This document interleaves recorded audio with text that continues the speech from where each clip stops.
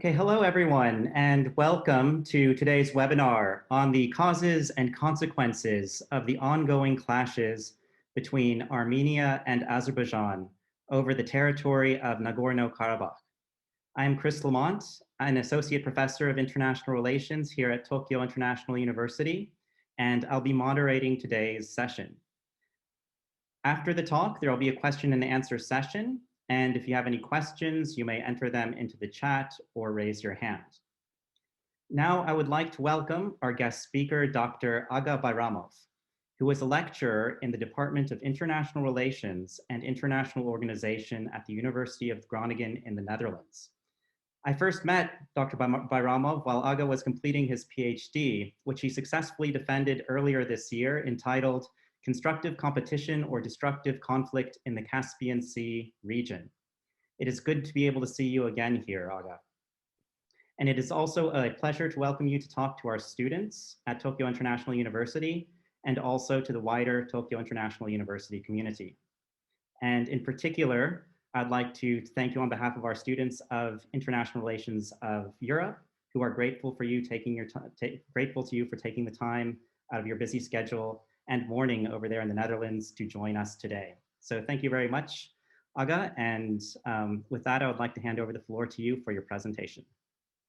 Thank you very much, Chris, for this nice introduction. And thank you very much for having me today. Also, thank you for the Tokyo International University for giving me this chance to present or to update the audience about the current war between Armenia and Azerbaijan. I'll share my slides right now, and then I think we can start. Yes. So hello everyone, and welcome again. And before the presentation or before this seminar, I would like to introduce the seminar outline. I'll start briefly updating about the current war, just what is also presented from both perspectives, and then I will move to historical background, so where this war originally came from, and then I will explain what are the causes of the current war, and move to regional powers, Iran, Turkey, and Russian role here, and why does it matter overall, this war, to the Europe or international community. Well, the current war started on 27 September between Armenian and Azerbaijani forces along the Nagorno-Karabakh line of contact. And this is the map of that area, those who are not aware of it. So as you can see, the orange color, dark orange color, is the enclave Nagorno-Karabakh, and then orange stripes around it includes the 7 surrounded occupied territories. So the conflict overall includes Nagorno-Karabakh and 7 surrounding districts. However, these 7 surrounding districts are not always mentioned within the Western media. It's always good to know this. So it's not clear who started first, because both sides accuse the other one. And therefore, I think it's also not important to say who started first, but the question should be, how can we end this war peacefully, and how can we make sure that a post-war situation also continues and develop peacefully as well. When we look at the accusations, of course, Armenian side claim that Azerbaijan hit Khankendi, or in Armenian Stepanakert, within the Nagorno-Karabakh enclave. Azerbaijani side argues that on 5th and 4 October, the conflict moved outside the line of contact, outside the Nagorno-Karabakh, because Armenian forces hit the second biggest city of Azerbaijan, Ganja. And therefore, from both sides, there are unfortunately and sadly civilian casualties. But difference between Khankendi and Ganja, Ganja is outside the war area, and I'll talk about the reasons behind targeting the non-war cities. in the upcoming slides. And on 10th October, under the Russian, let's say, under the Russian supervision or invitation, Ministry of Foreign Affairs from both countries agreed to have a ceasefire for the humanitarian purpose to exchange the prisoners or the dead soldiers' bodies. However, it is a fragile ceasefire because both sides also accused each other for violating it. And yesterday, we saw that, well, Azerbaijan's, again, the second biggest city, Ganja, was targeted after the ceasefire signed. International reactions are different, one-sided or both-sided. For example, we can see on 30 September, French President Macron called both sides for ceasefire and respect the peace negotiation. However, he also violated the French neutral position by promising greater support only to Armenia.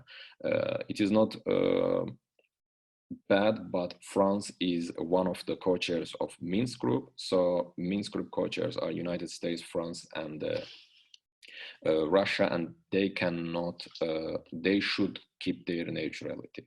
And we can here see, on the other hand, Turkish support to Azerbaijan here politically and diplomatically, and Turkey demanded Armenia put an end to its occupation of the Karabakh region. So here we can see that Turkey supported Azerbaijan's position. But the difference again here is that Turkey is not one of the co-chairs of Minsk Group. European Union, well, is concerned as usual and called both sides to end the fighting and continue the peaceful negotiation, but it wasn't a very strong statement. On 1st October, presidents of the OSCE Minsk Groups, chair countries, France, Russia, and United States, they made a joint statement called Armenia and Azerbaijan to end this fighting and come to the peaceful table. So overall, international reactions are quite different, mainly concentrated on calling peaceful negotiation and continuation of discussions rather than fighting. Historical background, well, history and historical background, of course, can be interpreted differently. Therefore, what I'm going to present here might be perceived differently by different groups as well. And for the history, you can go as much as back possible, but I kept my, well, starting date from 1918s because it's the time both Armenians and Azeris established their first independent states, republics. So basically in 1918, Armenia and Azerbaijan established their independent states, or overall their independency. However, during the 1980s, Karabakh was one of the conflictual or disagreed place between these countries. After the defeat of Ottoman Empire in the First World War, British troops and allies overall entered Azerbaijan, Baku, and in order to avoid further escalation, they also recognized Azerbaijan's authority or territorial integrity over Nagorno-Karabakh. However, this was not perceived positively by Armenia, and the conflict continued between both parties. But young independent states didn't survive too long, and just 2 years later from their independency, they were occupied by Bolshevik Russia in 1920. Well, the issue of Nagorno-Karabakh then moved to the agenda of the Bolshevik Russia or the Soviet Union because the issue itself overall continued. Well, the Communist Party, in order to solve this problem and other problematic areas, they recognized Karabakh as part of Azerbaijan in 1921.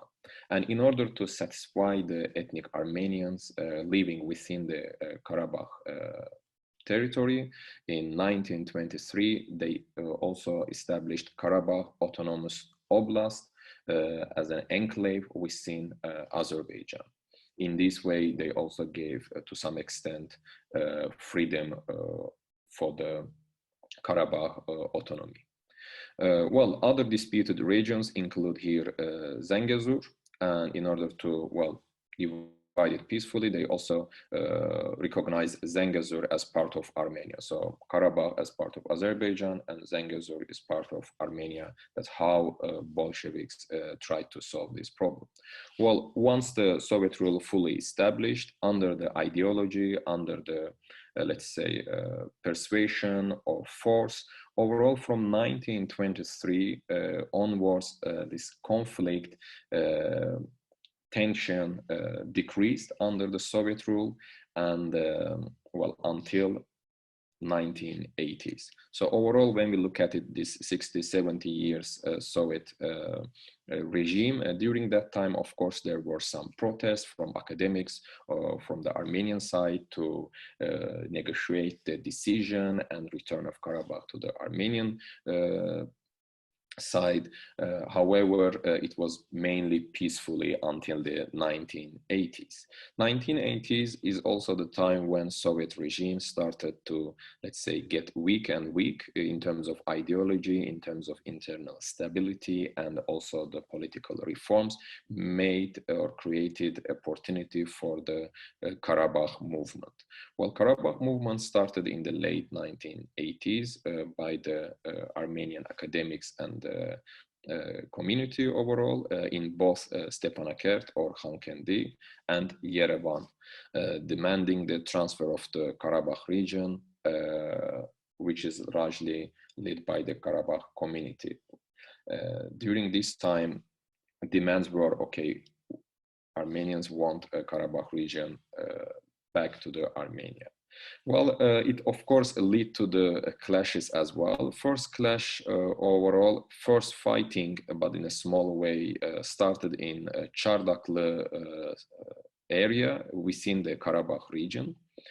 However, the first clashes of the conflict occurred in 26 February between Azerbaijanis and Armenians in 1988. And from 1988, we see that tension started to increase, and it moved from clashes to a full-scale war between two independent states later on in the 1992.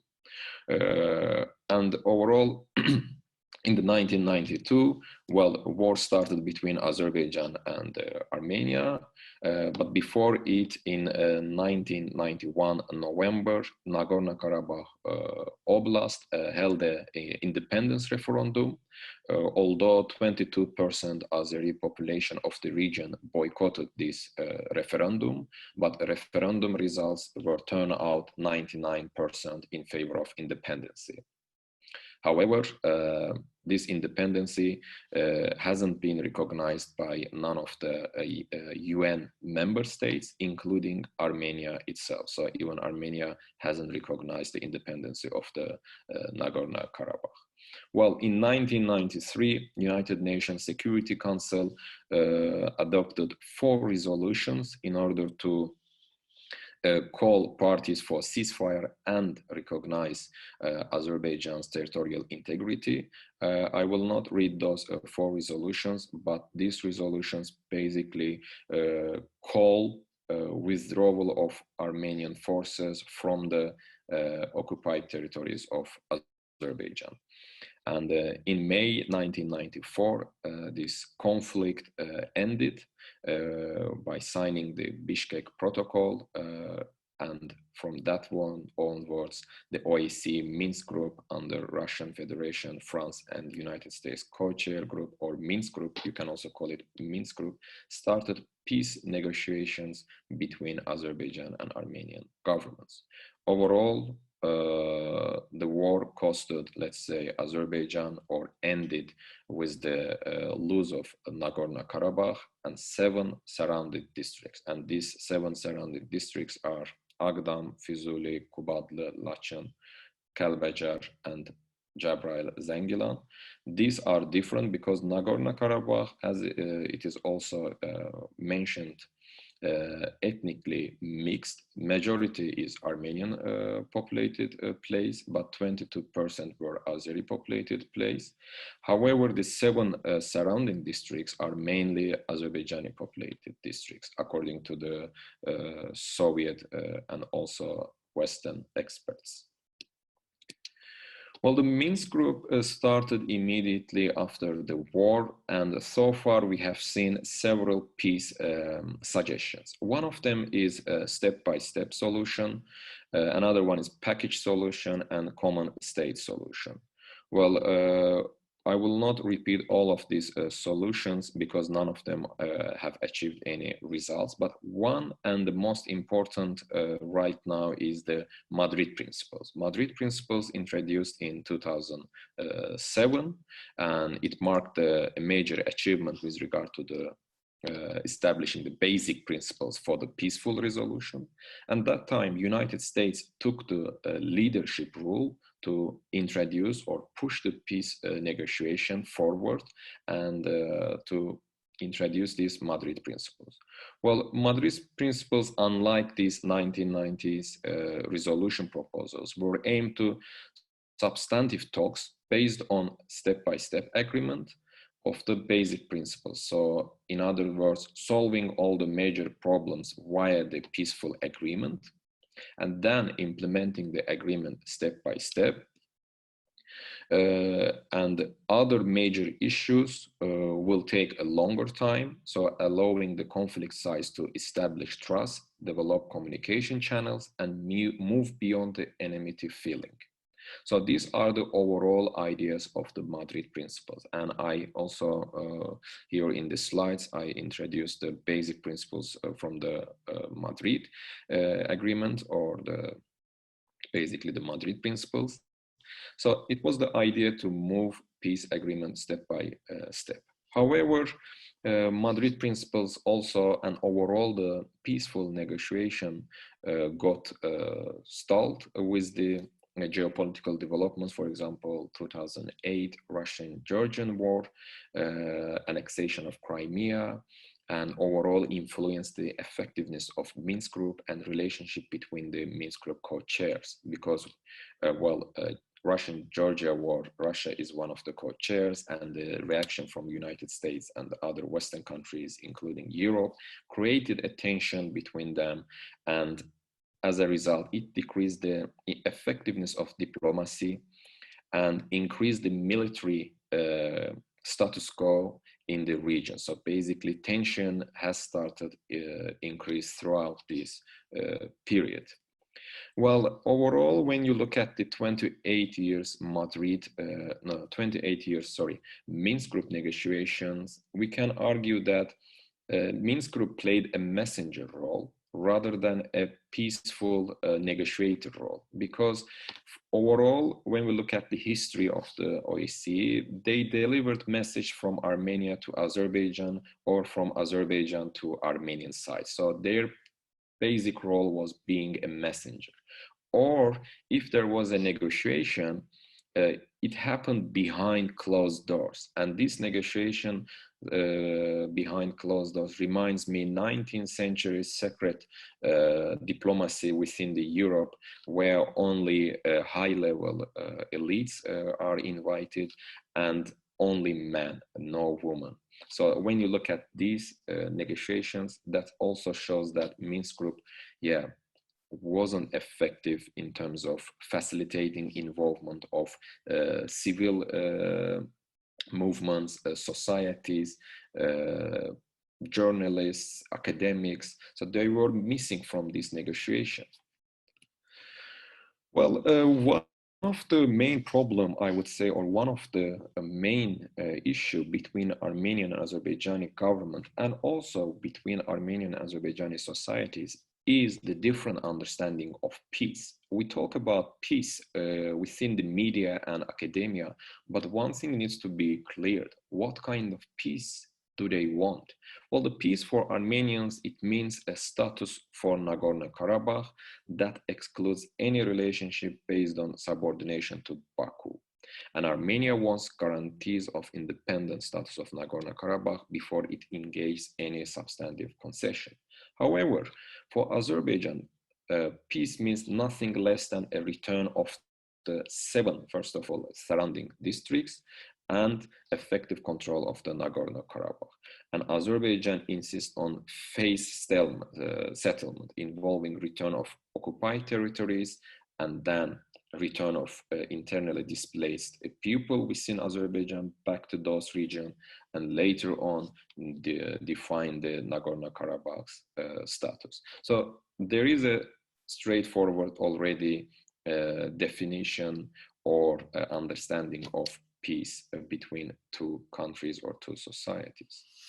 Well, when we look at overall 2018, when Prime Minister Pashinyan came to power and there was a government change in Armenia, there was a hope for a refreshment for the peace negotiations, because a new government, new energy, and maybe new peace negotiations between Azerbaijan and Armenian government. Well, it started in the 1980s very good overall, if we argue that, because first time President Aliyev and Prime Minister Nikol Pashinyan met and agreed that they need to decrease the tension in the border, and they also agreed to establish direct operational communication line between military.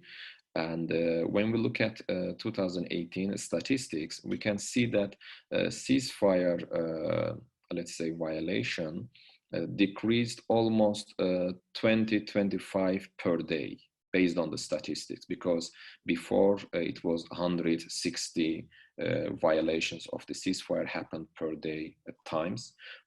But from 2018, we can see that, yes, there is a decrease. And also they talk about preparing a society for peace and also exchange of journalists. Well, preparing society for peace never almost happened, and it's still not clear what does it mean, because nothing explained outside. And one time journalists from Armenia and journalists from Azerbaijan, they exchanged and visited both countries, but it happened little bit closed doors again, so it wasn't clear what was the purpose, but still small steps happened in 2019. However, well, this didn't continue too much, unfortunately, and immediately we can see that Pashinyan took a hard line, and the negotiation between President Aliyev and Prime Minister Pashinyan started to decrease, and overall provocative statements started to happen from 2019 August. First, we see here Armenia announced to build a new road to connect Armenia to the Kelbejar. Kelbejar is not within Nagorno-Karabakh, but it is one of the 7 districts.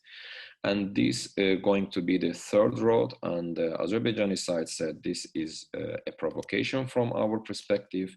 And European Parliament also urged Armenia not building the 3rd road, because they said, well, during the peace negotiation, this will create provocation. It also enhanced the illegal occupation of the 7 districts. So please don't escalate it. However, we see that escalation continued in August as well, because Pashinyan visited the region, Nagorno-Karabakh region, and called for the unification between Armenia and Karabakh. Well, here it should be clear that when either Aliyev or Pashinyan address the internal public, it should be clear that they don't only address their own internal public, they also address internal public in other side. So when Pashinyan says this, we are going to unify the Armenia with Karabakh, it is also perceived provocation, and other side also listens to this. So these kind of things created provocation in the regional level. And international level, we see that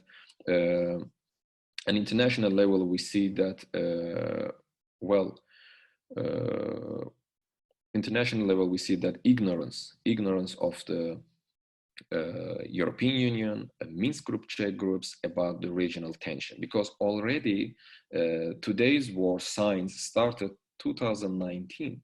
2016, there was a 4-day war between Armenian and Azerbaijani forces. And 2016 already gave the sign that tension increase if diplomacy fails. If Minsk Group chairs fails to deliver fruitful discussion, then alternative is military solution. And again, in July 2020, we see that escalation again, but in 2020 July, escalation happened internationally recognized Armenian-Azerbaijani border. At that time, unfortunately, Minsk Group didn't react, let's say, comprehensively. First of all, in July, they didn't visit the region. They couldn't bring the leaders together from both sides or foreign ministers together to negotiate to decrease the tension. And of course, here COVID-19 served an excellent excuse for the lack of international engagement as well, because Minsk Group, well, by using these internal issues for the COVID-19, they sidelined the conflict. And as a result, we see that tension increased in the regional level. Azerbaijan's frustration about the diplomatic ineffectiveness was not heard. And on the other side, provocations continued, and both sides increased their military equipments, military preparations, and then now we ended up with this war. And another misconception here, actually it was my title, time doesn't heal all wounds. Actually, it is a misunderstanding, I think, within the Western society that if 28 years pass, nationalism and the idea of the war will decrease within both societies. But when we look at now, current war, we can see that in Azerbaijan, there is a strong unification and support for this. And in Armenia also, there are Armenian population who are settled in Europe or other the world. They travel to the region to join the fighting. So we can see that from societal level, nationalism or the feeling of nationalism not decreased at all. And Azerbaijani society and government haven't forget or neglected the Nagorno-Karabakh issue. So that is also a sign to the international community that if peaceful negotiation, diplomacy fails, the other side will choose the force, because the war is still an option.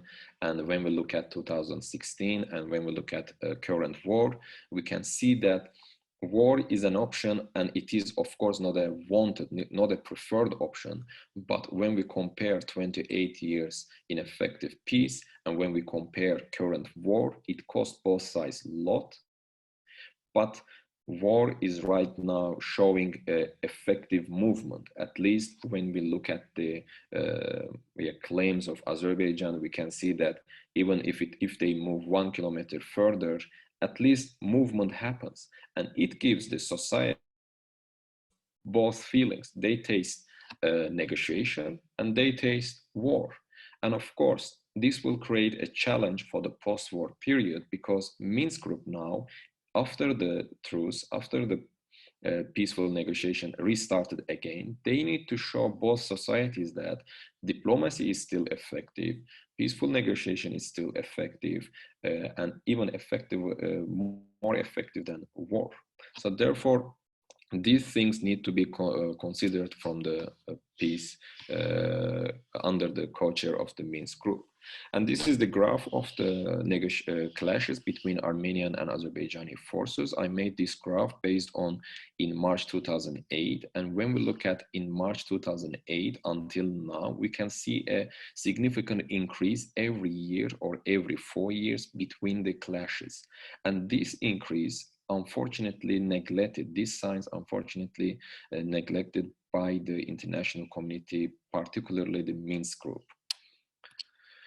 Well, another discussion is regional competition. What is behind this conflict? What is the role of Turkey, or what is the role of Russia and Iran in this conflict? Well, here we can see, of course, several options. First, when we look at Turkey's relationship as a member of NATO and negotiation with the, let's say, European Union, one can say, well, Turkey and the West versus Russia and Iran in the region. Or you can also say, considering the cold relationship between the West and Turkey, Turkey joined the Iran and the Russian perspective sides, and now it is a competition between three versus the West. Or Iran and Russia and the West versus Turkey, if you consider the cold relationship again between West and Turkey. This time West joined the Iran and Russia.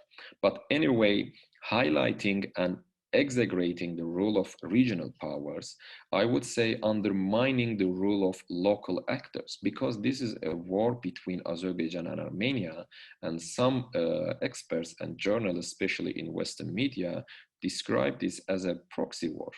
But it's not true. So let's go in deep. What is the role of step-by-step regional countries? Russia is a military ally of Armenia. And Armenia is also part of Collective Security Treaty Organization. And under this organization, Armenia receives discounted weapons, but Russia, as a co-chair of the Minsk Group, sells weapons to both countries. Both Armenia and Azerbaijan receive, let's say, weapons from Russian military companies. However, Russia is here a little bit contradicts its position. On the one hand, they are part of peaceful negotiation. On the other hand, providing weapon to the fighting sides. Well, Russia is the military ally and geopolitical ally of Armenia, but Russia is not the enemy of Azerbaijan. So here, Russia has also economic and neighborhood relationship with Azerbaijan as well. When the war started between both sides, Putin said that this fighting is a tragedy and we are concerned about it. And Putin also called both sides for the ceasefire. However, Putin also said that in order to support our military ally, we need this war needs to move to Armenian side, or hostilities are not happening within the Armenian territory. Therefore, we cannot, under the collective security, intervene this war. People or the experts ask, well, what is the role of Russia here? First of all, before the war, Russia military shipment to Armenia in 2020, July and August, we can see. So Russia maybe is not fighting in the war, but before the war provided already in advance weapons. And this also mentioned by the Azerbaijani authorities. And right now, everyone is wondering why Russia, unlike 2016, intervened for the peaceful negotiation and bring the parties to the table. Well, in 2016, Russia involved 4 days later, because that time there was at least a peaceful plan. Russia had a plan for both parties to offer both Azerbaijan and Armenia. But right now, the role of Russia is exaggerated and also underestimated. It is exaggerated because they feel like when a war starts, Russia can stop it immediately. Yes, if Russia has a peace plan. For example, the recent ceasefire also, you can see that plan is humanitarian, and not because of Russia, but because of also international pressure from all over the leaders.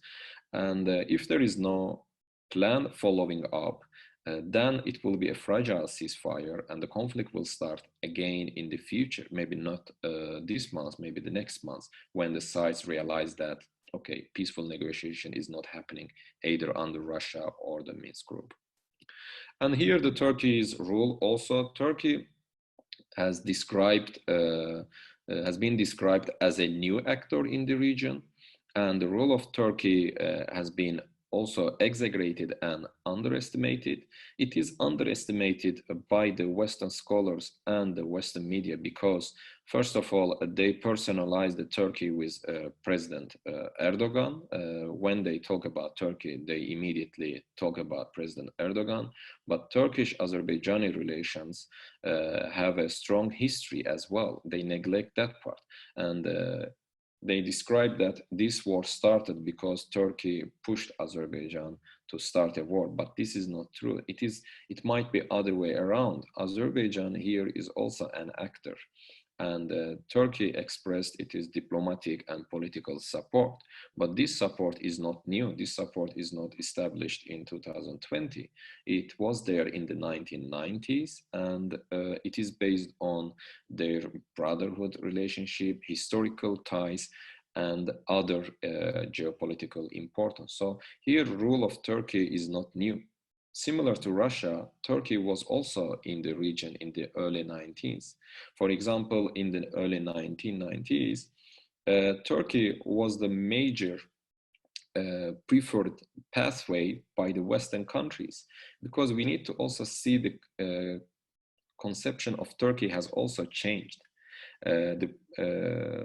Turkey right now having, they have right now cold relationship between Europe and NATO. That's why immediately it is described again another Syrian or Libyan intervention, and therefore they undermine the Turkish importance for the Western energy sources, for example, Baku-Tbilisi-Ceyhan, Southern Gas Corridor, and these oil energy pipelines are directed toward Europe. So Turkey was there from the 1990s. It's not new. And yes, similar to Russia, Turkey sells weapons to Azerbaijan, but Turkey is not the only country. Here is Russia, Turkey, Ukraine, Belarus, and Israel can be counted as the military, let's say, counted as their military companies making business with the Azerbaijan. And Iran is trying to be neutral here. Here it's a bit strange because Iran relations with Armenia are rhetorically warmer and stronger than with Azerbaijan. Because there is an energy pipeline between Iran and Armenia, and even considering the Iranian-Armenian relations, in 2018, the US put pressure on Armenia and because of the relationship with Iran. Iran criticized Turkey's role also in the current conflict because Iran afraid or fears of Turkish and Israeli involvement. And Israel is not part of the region, so that's why I didn't mention, but Israel is one of the, let's say, supporters of this Azerbaijan here in terms of selling military equipments. And therefore it creates a nervous or tension between Iran and Azerbaijan. So Iran therefore is concerned about Israel involvement in the region. So when we look at the allied relationship, we can see that traditionally Russia and Iran have aligned with the Armenia. Turkey and Israel have aligned with the Azerbaijan. Well, there are also some disinformation that where this fighting is going on. Well, this conflict is not, first of all, between Christians and Muslims. It's not a religious. Both countries are secular, and there is no meaningful religious dimension of this conflict, and religion was never part of this conflict, even in the 1980s. It's more ethnic territorial conflict. And the fighting is not happening inside the Armenian territory. So that's also one of the misinformation about this conflict right now. That's why Russia cannot intervene on behalf of Armenia to this conflict. And when we look at even the ally relationship, I already mentioned that Russia and Iran have always supported and established strong relationship with Armenia. On the other hand, Turkey and Israel with Azerbaijan. Well, why does it matter? I will keep this part short in a sense that why this conflict matter mainly for the European Union, because regional energy and transport corridors under the threat right now. When we look at there are several pipelines. First pipeline is Baku-Tbilisi-Ceyhan oil pipeline from Azerbaijan to through Georgia to Ceyhan terminal. And the second pipeline is a gas corridor, which will be operational this year. It's the first non-Russian gas corridor, will transport the Azerbaijani gas to the Greece and Italy. However, both of them are under right now threat because, well, recently Armenian forces, it is claimed by Azerbaijan that targeted Baku-Tbilisi-Ceyhan pipeline, and that makes the situation a bit complicated for the also European energy security. Because first of all, both pipelines transport non-Russian energy. And especially the Southern Gas Corridor will make a first connection between Caspian Sea by sidelining Russia and Iran, directly connected to the European Union. When we look at the European oil imports, overall European oil imports, Azerbaijan is providing the almost 5% of the European oil import. But when we look at the specific countries, Italy is the main destination for Azerbaijani oil among Germany, Czech Republic, and Portugal as well. Here I present the statistic. So if something happens to this energy corridor, unfortunately, it will first threaten European energy security because European Union has invested politically, economically a lot in the region for the transport, for energy. And in addition to this, European Union has invested a lot to establish a relationship between Turkmenistan and European Union, because in the future, EU wants to transport gas from Turkmenistan. And the Southern Gas Corridor is one of the only options, I would say, is the only option to transport it. So if the corridor damaged or pipelines were hit by Armenian forces, then it will create, of course, insecurity for the European Union and European energy security as well. Well, what should EU and Minsk Group do? First of all, I think recommendations include increasing the involvement of other European Union members, more natural, more objective member states. It can be Italy, Germany, Sweden, and Finland, because they are also permanent members of Minsk Group. Unlike France and Russia, they are not selling weapons to these parties or not making a one-sided statement. So it is important to include or maybe refresh the chairs of the Minsk Group. More engagement from European Union special representative, because EU is represented by France, and it is the only place where European Union is involved. However, EU should, as an actor, involve in this conflict as well, peacefully, in order to avoid further escalation. Well, the scope of participation should be also broad. As I mentioned in the beginning, it is between elites and high level. However, it should include civil society, academics, and politicians. In this way, society can also be prepared for the peace and peaceful negotiation. And the nationalistic feelings between society can be decreased if they have a chance to engage with each other.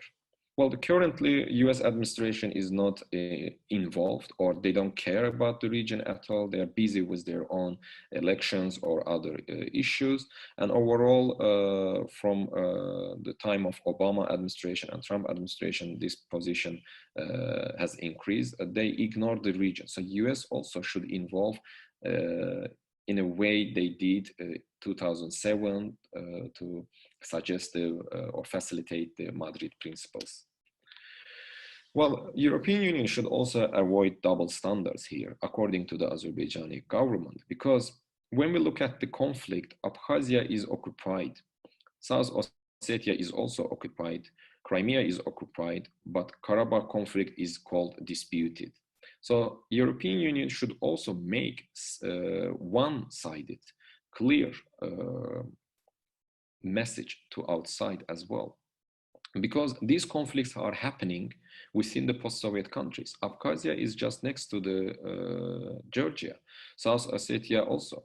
And Crimea happened just recently. So this damaged European Union credibility on the discussion that when there are similar conflicts, EU makes a different messaging, support, but when there is a conflict in between Azerbaijan and Armenia, the European Union takes totally opposite position. I think the international community should concentrate post-war period rather than why did it happen, how did it happen. So possible technical cooperations can be happen. First, if we look at the peace negotiation, one of the requirements and which is part of the peace negotiation is returning Azerbaijani territories in exchange for the trade and joining energy corridors. Intensive diplomatic negotiation, preventive messaging, avoiding illegal settlement, because both sides avoid provocation. Here, provocation cannot too much happen from Azerbaijani side because they are the loser of this conflict. The winner here is Armenia and the international community. So there should be avoidance of the illegal settlement. Otherwise, it will increase the tension again. There should be direct communication line, which was a good initiative between Aliyev and Pashinyan, and this initiative should move forward and enhance, because direct communication will avoid, first of all, provocation, second of all, misunderstandings, and also, well, improve the channel, communication channel. When we look at the technical cooperation for decreasing the tension, we can see that both societies, here societal level, who are living in the border between Armenia and Azerbaijan, their agriculture business suffer a lot.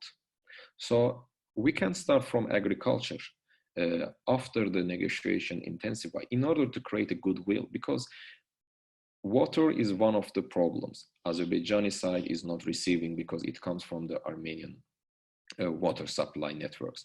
So what we can do, parties can agree, well, water is not something territory, or it is not a disputed area, it is not a conflictual area, so they can share water for their agriculture. In this way, they can create a goodwill between each other and making agriculture safe, and from moving this technical cooperation, they can move to the political area as well. So these are the recommendations I would suggest, or I would share, which is also suggested by the other Western sources and local and external experts. Well, this is my presentation. Thank you very much for your attention, and I'm sorry if I took more than expected time. Thank you very much for that, Agha. So what we'll do now is move into the question and answer session. So as I mentioned at the very beginning, there is a Q&A tab. If you have a question for our speaker, there's certainly a lot to think about coming out of this talk, both in terms of kind of the causes of this particular conflict, but also in relation to the Minsk Group and also the European Union as a potential kind of conflict resolution actor or conflict mediator. And also you raised kind of issues relating to track 2 diplomacy, for example, or the absence thereof up until this point. And I see we have one question already in the Q&A tab, and it comes from one of our students, and his name is Artur. And by the way, Artur is from Moldova, although he's a student here in Tokyo. He comes from a country that also has a similar post-Soviet legacy, if we can put it this way, in terms of contested territories. So his question to you, Agha, is, could we say that the first Nagorno-Karabakh War was postponed due to the problems in the Caucasus regions, like the 2 Chechen wars, the Georgian Civil War, and the tensions in South Ossetia, Abkhazia, and Artsakh, all assuming that Russia was the dominant regional power as the heir of the Soviet Union? It's a very good question. First of all, thank you, Artur, for coming and listening my presentation and proposing this question. I would frame it not postponed. I would say First Karabakh War was ignored by the international community because of these wars.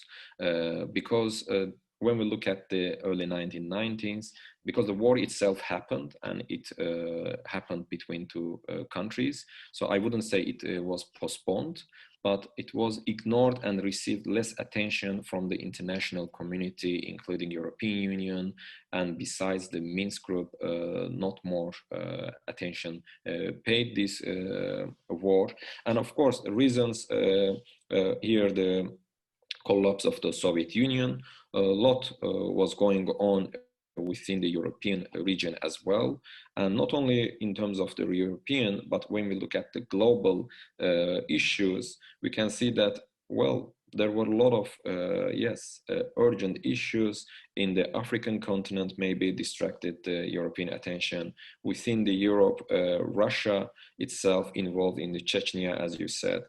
Yeah, I would say that not postponed, but ignored by the international community and received less attention. Therefore, the ineffective diplomacy between both sides continued almost 28 years rather than maybe a small step or small diplomatic achievement maybe could have reached if international community reacted more comprehensively in the late 1990s. Thank you for that. Are there any other questions for Agha? And if not, then I do have one question that comes a little bit, that comes from the talk, and it relates more to the causes of the conflict. And in one of your slides, you had peace meaning different things, right? And they were pretty much mutually exclusive in terms of recognition of territoriality over this land. And the status quo was messy, but the status quo allowed kind of people on both sides to kind of ignore, right, the bigger question and focus on smaller measures. And when you think about confidence building measures more generally, a lot of times the focus is on what you had at the very end. And so my question to you is what's driving this need to resolve these big questions, right? That seem to be kind of the questions that are driving this conflict, like kind of recognition of this territory as either kind of solely under or not subject to Baku's jurisdiction or solely under the control of Yerevan.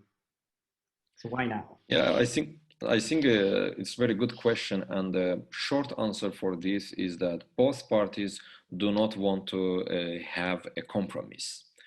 Because there are three options, I would say: win-win option, win-lose option, and lose-lose option. And when we look at the 1990s, as you mentioned, throughout this time, they were talking about win-win option. So first level territorial 7 districts return, and then we discussed the status of Nagorno-Karabakh. But since both sides put maximalist position here, it is difficult to achieve this win-win. And then when we look at the overall societal developments, we can see that it moved from win-win to win-lose, which means one side will get everything, other side lose everything. However, this is also not possible under the current circumstances.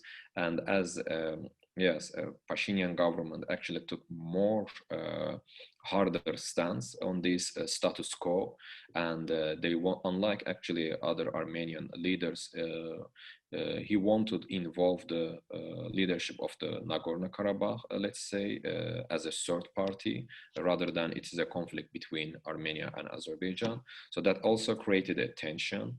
And right now, Chris, we see a lose-lose because now they are hitting each other. And yes, maybe a 1 kilometer win for Azerbaijan or something, but both sides lose their civilian citizens, their soldiers, economy from both perspectives. And now it's going a lose-lose direction. And unfortunately, status quo is the, I would say, is and going to be the hardest part, mainly because of a different understanding of the peace, the way they perceive the peace. Maybe from the beginning, it should have been cleared how we are going to solve, what do we mean by the peaceful agreement, what we mean by peace. Because when we look at the Madrid Principles, during that time, Armenia perceived the Madrid Principles different, and Azerbaijan also perceived it and interpreted differently.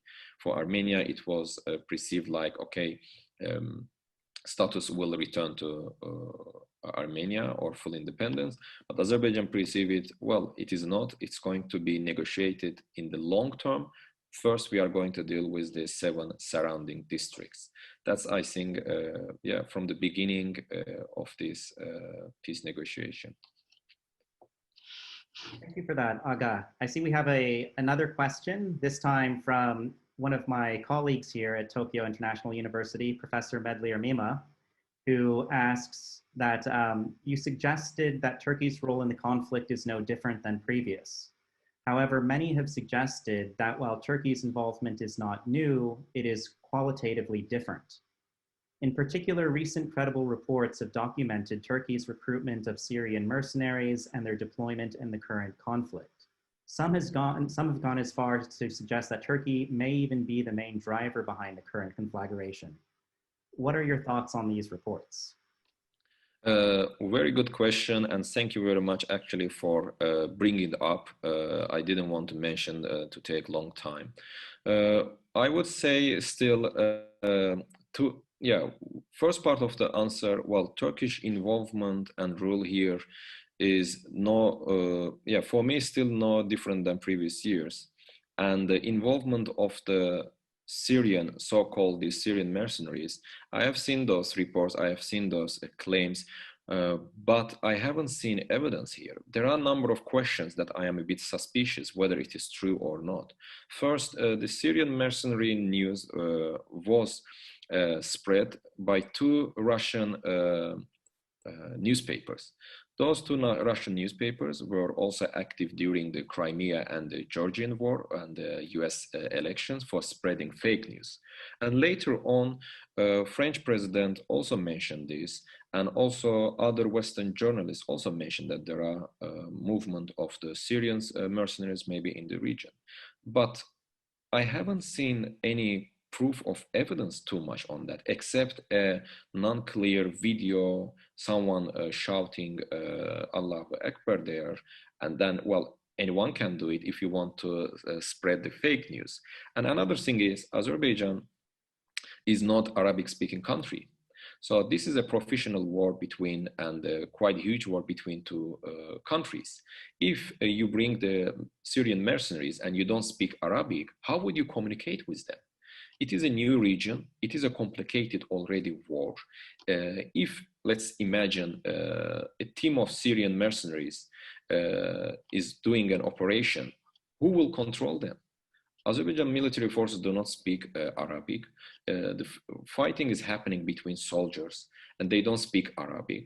So this makes the communication already difficult. Second, Syria is not bordered with Azerbaijan. So the Syrian mercenaries cannot also act like a US military elite forces operational in any country. It is a new geography surrounded with mountains. If you do not communicate clearly, you can get captured by the Armenian side easily.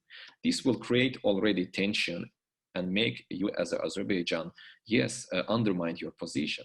And another thing here for me, because I haven't seen, I proposed these questions to a lot of journalists from New York Times, Bellingcat, or The Guardian, and they said, we don't know answer yet, but we are working on it. Thing is,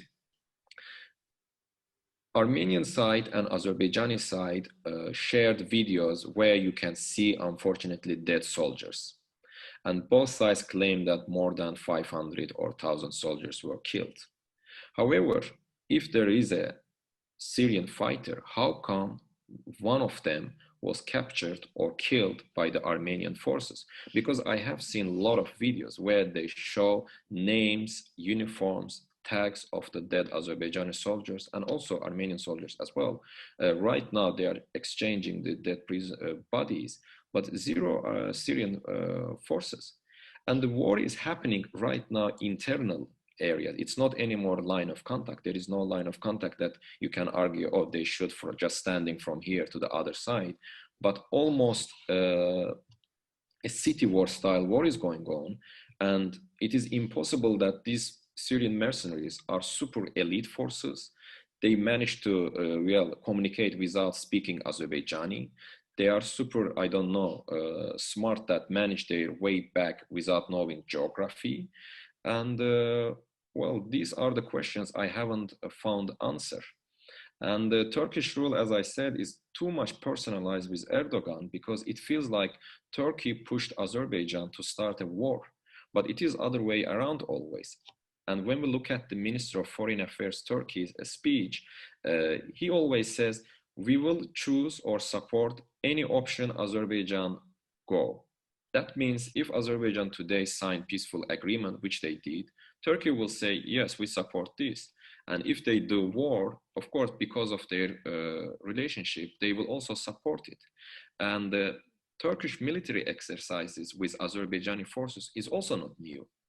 They are already doing this exercise openly and publicly 3 times a year, almost more than 15 years.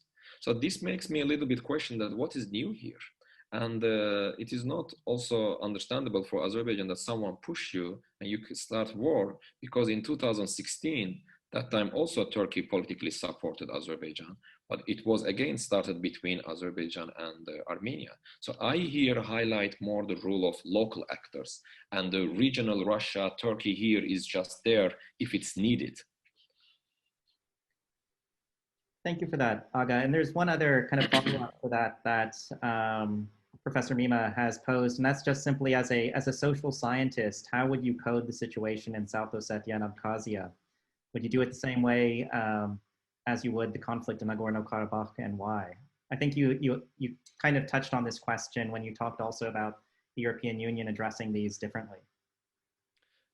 I would say yes. The situation in South Ossetia and Abkhazia, we can well see it in a similar way, because in Nagorno-Karabakh, it's also claimed as a independence movement or secessionist movement, and also Abkhazia and South Ossetia. And then this movement received intervention from the third party. Here in South Ossetia and Abkhazia was Russia. In Azerbaijani-Armenian conflict was Armenia. And indirectly also you can include Russia, considering providing the security guarantee for the Armenia in the region as well. So therefore, I see the similarities the same way, and it is more about the internal territorial integrity of two countries. And this territorial integrity was recognized by the international community as well in the past. Why treat them differently? They are happening next to each other. Georgia is next border, so it's not somewhere in, I would say, in African continent or Latin America that I compare totally different culture, history, and the intervention movement. We can see the similar geography, similar understanding, in the similar way intervention from the third parties, and none of the secessionist movement have been recognized by the UN member states. Why should we touch them differently?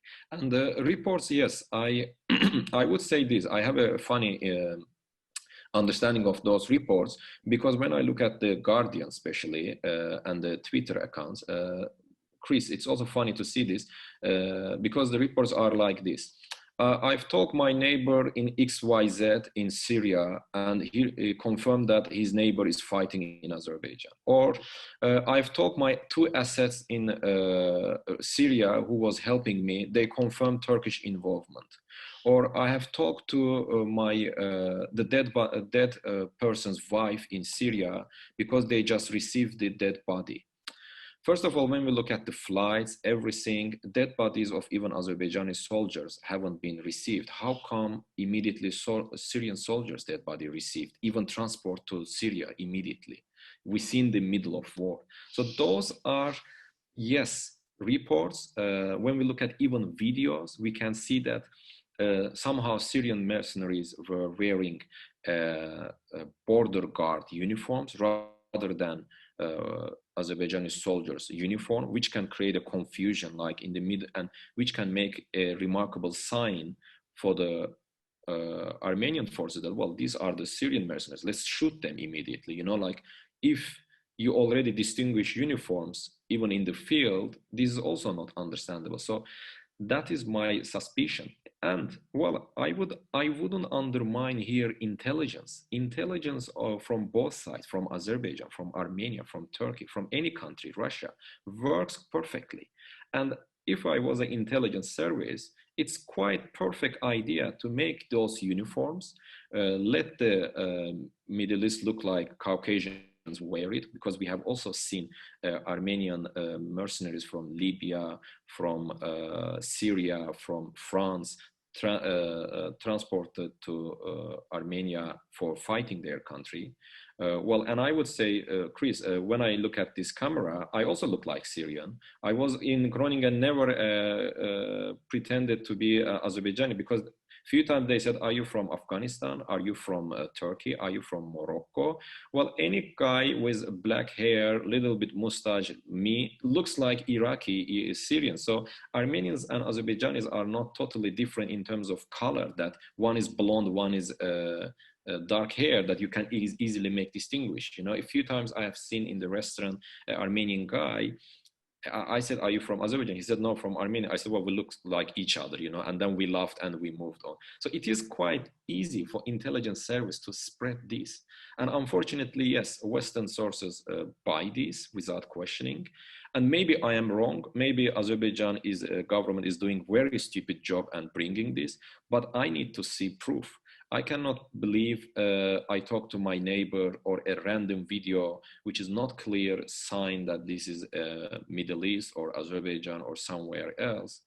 So I cannot believe this, because we have seen also with the Dutch case MH17 how Russia manipulated fake news despite the Indonesian and the Dutch government's proofs. You know, so I really need to see clear proofs. And then we can argue that, well, yes, Syrian mercenaries are there, unfortunately. But yes, Turkish F-16s are on the ground. It is admitted, and that's actually a proof.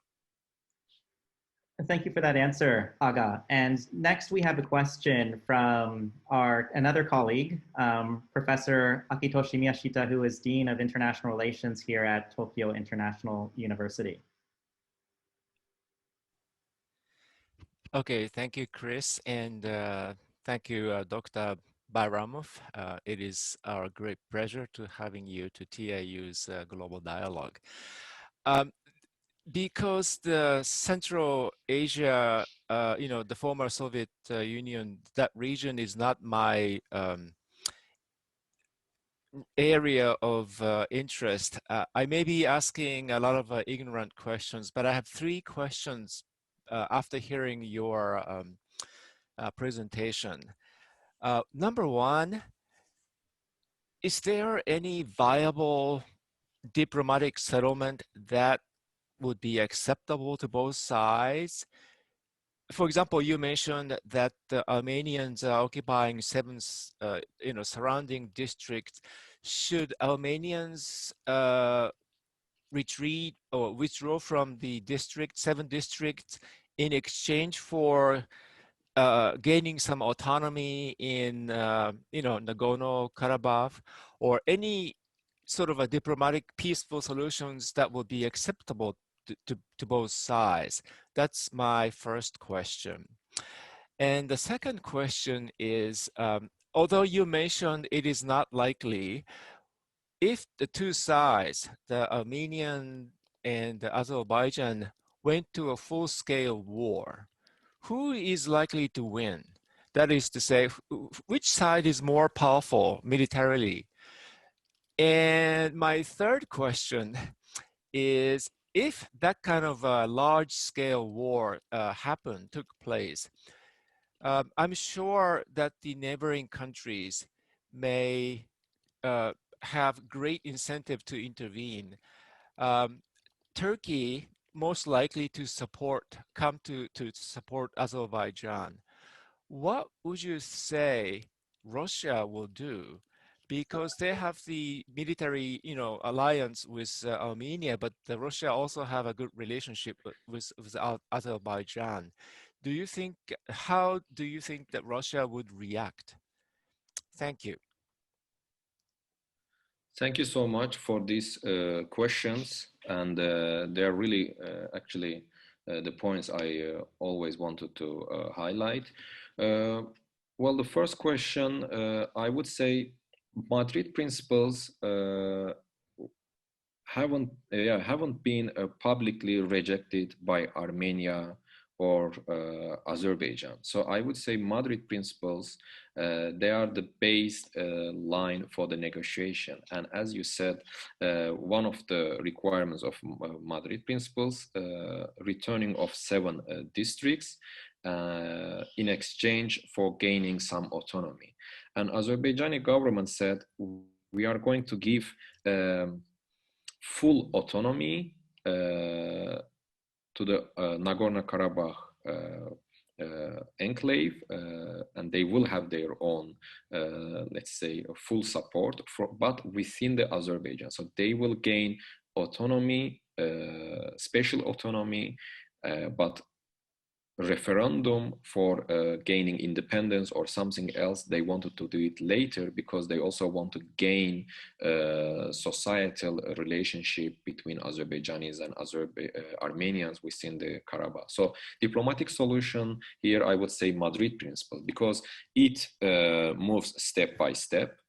Haven't been rejected by both sides publicly, but unfortunately, Pashinyan government these days, almost indirectly reject those principles, and then they can receive autonomy according to the Azerbaijani government.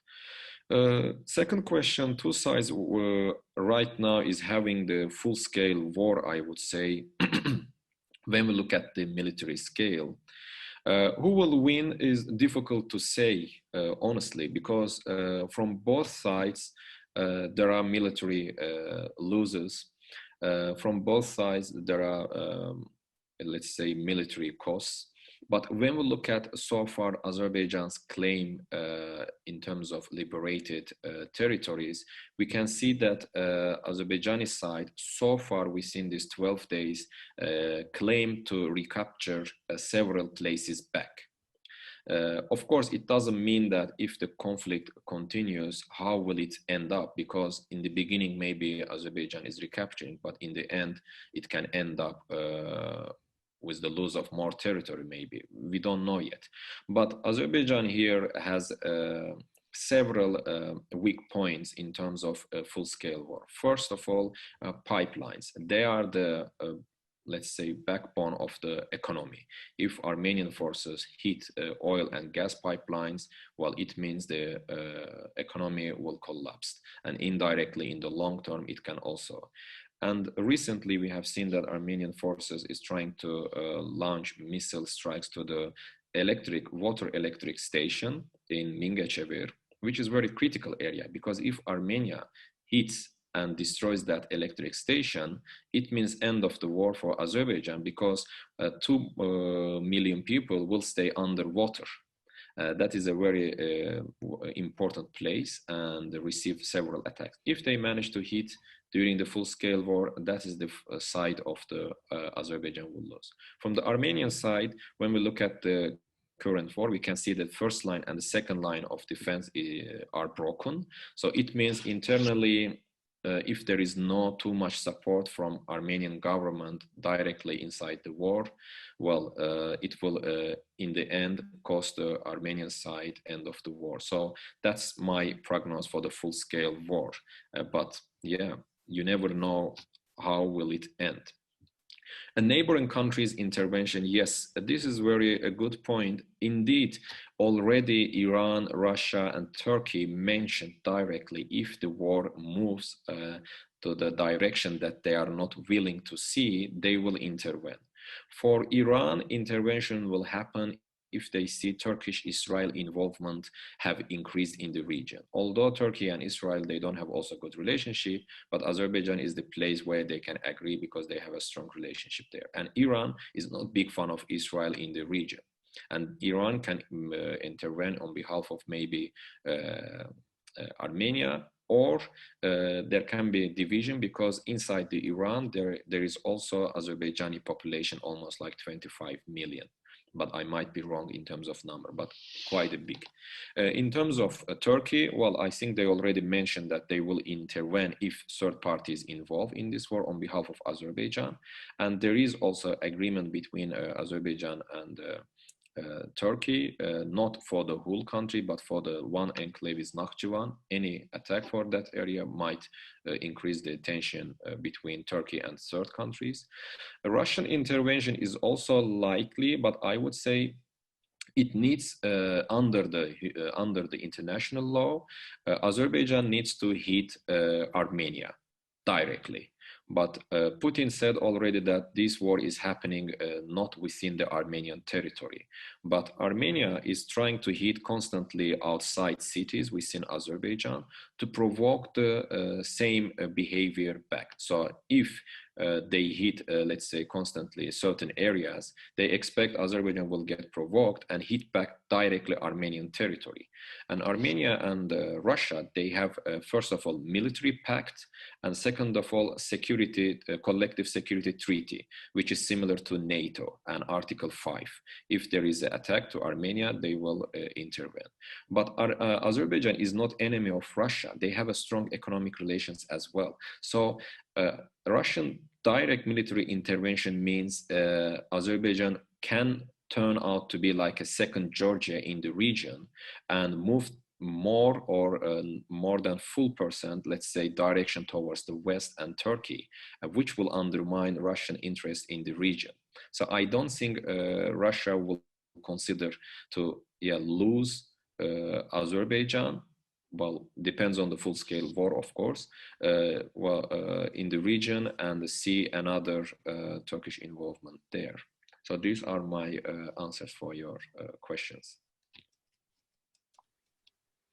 Thank you, Agha. And next we have a question from a student, Kimia, who is a student here at Tokyo International University from Iran.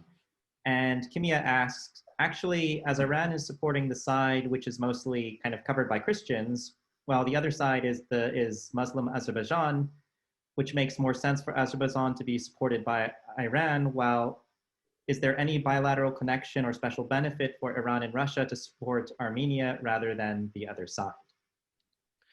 Thank you very much, Kimia, for this question. And I would say very good points to mention that both Iran and Azerbaijan are Muslim countries. And even similar to Iran, Azerbaijan majority is also Shia in terms of religious, let's say, specification. So as you can, and as Western countries and the media assume, logically they supposed to have a strong relationship between each other. However, it is other way around because Azerbaijan has a strong relationship with Israel and Turkey. Therefore, this creates tension between Azerbaijan and Iran.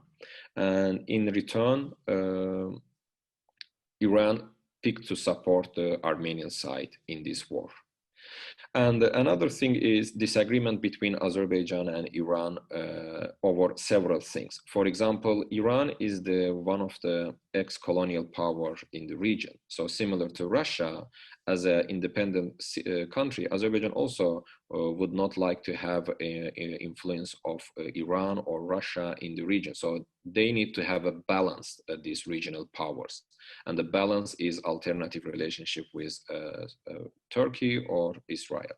Second, Iran and Azerbaijan disagreed about the exploration of oil and gas in the Caspian Sea. Because Azerbaijan in the 1990s picked to export oil and gas directly to West, to Europe and United States. And that time, for example, Baku-Tbilisi-Ceyhan pipeline was directly supported by the US administration.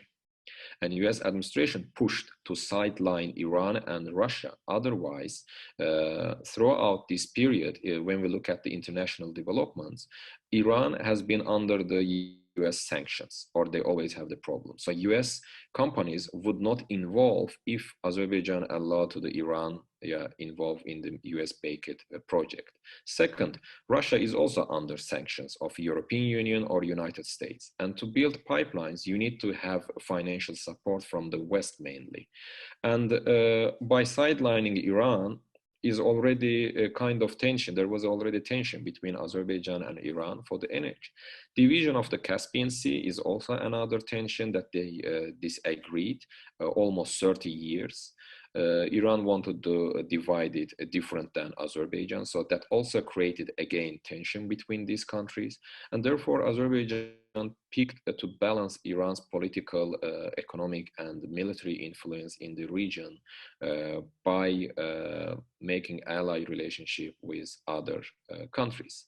And within Iran, there is also a large amount of Azerbaijani population, and Iran is always afraid of this independence of Azerbaijan can create a new movement within its own region, a new, let's say, not Turkish or Azerbaijani similar country can appear, because those areas are also, let's say, mainly Azerbaijani populated, can create a new, let's say, independence movement. So because of these reasons, I would say, it created division between these countries, and this division also created different allies. Rather than Muslim countries supporting each other, it is a Muslim and Christian country, Iran and Armenia ally. On the other hand, Israel and Azerbaijani are strong relationship. Thank you for that, Agha. And we have a follow-up question from our student Artur. And he writes, a little bit off topic, but would you say that the slightly higher international support for Armenia originates in the power of the Armenian diaspora and the historical fact that Armenians spread around the world in the early 20th century? For example, France was the go-to place for Armenians to move, and they had a strong presence there, similar to how France-Lebanon diaspora relations are built. Well, very good question, Arthur, for addressing also diaspora. I would say it is not a war between military forces. It is also a war between societies, between diasporas, and it is also information warfare. And information warfare, Armenian diasporas are stronger, much stronger than Azerbaijani diaspora, I would say. Because, yes, I would say, after the First World War, Armenians were spread all over the, let's say, Europe and Middle East and the international areas. One reason, of course, is this Armenian genocide. Another reason is overall economic, maybe reasons that they moved out from their countries. But what is true that they are strong as a diaspora. And this strong diaspora relationship, well, is also a good example of France, where they have a strong influence, in the Netherlands.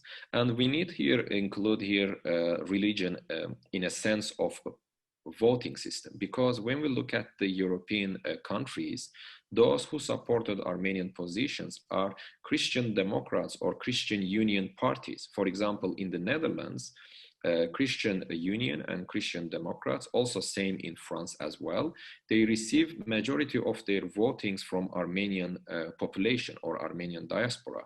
They also receive strong financial support for their political campaigns from the Armenian diaspora. Of course, this naturally lead to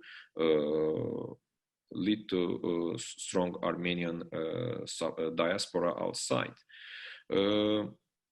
And well, when they are spread it, yes, this also played important role, but unlike some nations, when they spread around the world or other countries, they are also connected strongly, which is their strong perspective, which is their advantage. They immediately create a band together. And another here last time I read a very good article about Armenian genocide and its future implications. Right now, we see strong support from the European countries, as I mentioned, from Christian Union or Christian Democrats. One reason is European guiltiness. Because they feel guilty that we couldn't save Armenia during the genocide time in the First World War.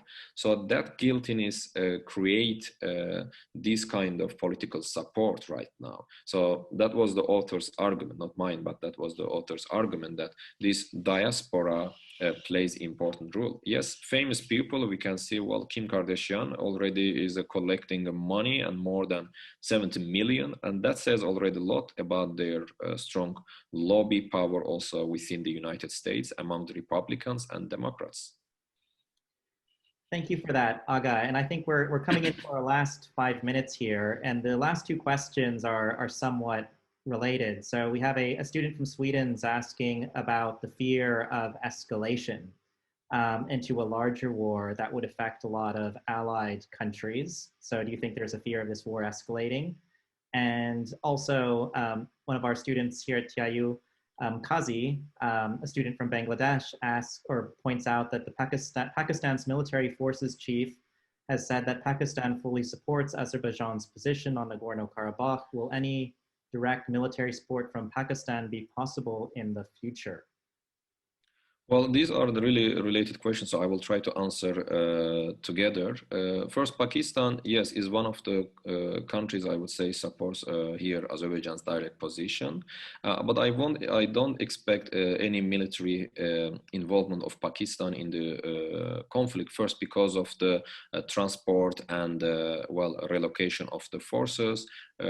Second of all, Pakistan involvement means another country, India, can be involved in this conflict because of the tension between them. So India might also choose a side because of the geopolitics.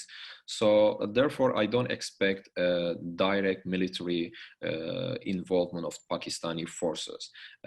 But yes, they express their support. And scale of the war, I would say right now, war is already out of hand when we look at the military scale, right? It is, I would call it is a second Karabakh war for the 2 weeks.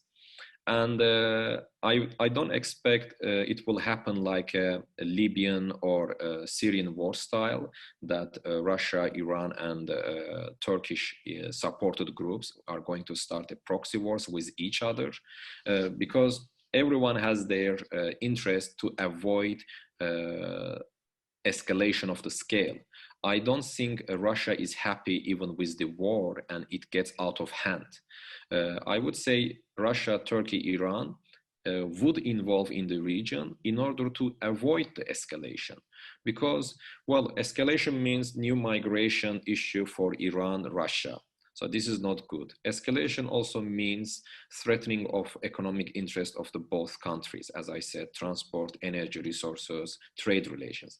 Escalation also means how many areas Russia can fight or Iran can fight. Russia is right now fighting in Crimea, Abkhazia, Libya, Syria, Mediterranean place. Belarus is out of hand. Yesterday, Kyrgyzstan was already get out of hand, you know. Right now, Russian policy is, well, let's make it as less military possible, considering also their damage because of the COVID-19. Similar way, Iran as well, because I would say, yes, there is a tension, but this tension is like cool down the parties to avoid actually the full-scale war, other way around. Agha, thank you so much for your responses to these questions, and also thank you for taking the time out of your schedule to present today to our audience here in Tokyo. It was great to hear from you. And also, I'd just like to remind the audience that in a couple weeks' time, on October 27th, we have our second TIU Global Dialogue. And we'll have a guest who is also a colleague of Dr. Bayramov, Dr. Shim, who will be talking about the controversy over the Statue of Peace alongside Professor Seiko Mimaki. So that will be coming up in a couple weeks' time. Thank you, everybody, for joining today. And thank you again, Agha, for your presentation. Thank you. Thank you very much, Chris, for having me today. And thank you very much also Tokyo International University for giving me this opportunity for presenting and updating the audience about the current war between Armenia and Azerbaijan. It was a pleasure to talk to you, and it was also nice to receive questions from the audience, and I hope it was a useful presentation. Thank you again for your time. Thank you so much.